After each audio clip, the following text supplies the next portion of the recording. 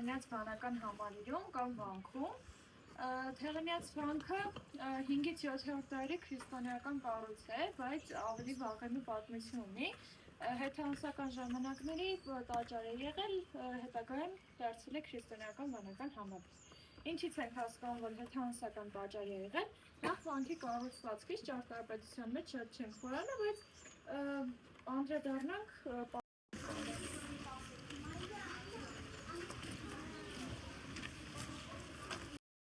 երբ որ ինչպես դուք եկեք Կաթողիկոսը կամ այլ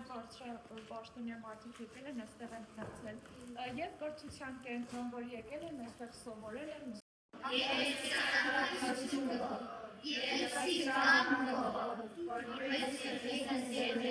Yes,